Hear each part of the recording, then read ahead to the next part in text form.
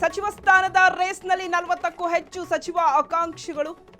ಹಿರಿಯ ಕಿರಿಯ ಶಾಸಕರ ನಡುವಿನ ಪೈಪೋಟಿಗೆ ನಾಳೆ ತೆರೆನ. ರಾಹುಲ್ ಗಾಂಧಿ ಗ್ರೀನ್ ಸಿಗ್ನಲ್ ಬಳಿಕ ನೂತನ ಸಚಿವರ ಪಟ್ಟಿ ಘೋಷಣೆ. ಈಗಾಗಲೇ ತಂಡೋಪತಂಡವಾಗಿ ದೆಹಲಿಗೆ ತೆರಳಲಿರೋ ಸಚಿವಾಕಾಂಕ್ಷಿಗಳು. ದೆಹಲಿಯಲ್ಲಿ ಬೀಡು ಬಿಟ್ಟಿರೋ 30ರಿಂದ 40 ಶಾಸಕರ ದಂಡು. ಹೈಕಮಾಂಡ್ ಮಟ್ಟದಲ್ಲಿ ಕೊನೆ ಹಂತದ ಲಾಬಿ ನಡೆಸಿರೋ ಶಾಸಕರು.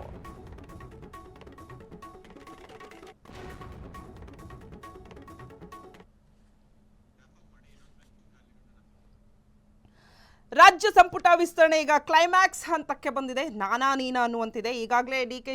ಶಿವಕುಮಾರ್ ಅವರು ದೆಹಲಿಗೆ ಹೋಗಿದ್ದಾರೆ. ಇನ್ನು ಮಧ್ಯಾಹ್ನ ಸಿದ್ದರಾಮಯ್ಯ ಹಾಗೆ ಕೆಪಿಸಿಸಿ ಅಧ್ಯಕ್ಷ ಹರಿಪ್ರಸಾದ್ ಕೂಡ ಹೋಗಲಿದ್ದಾರೆ.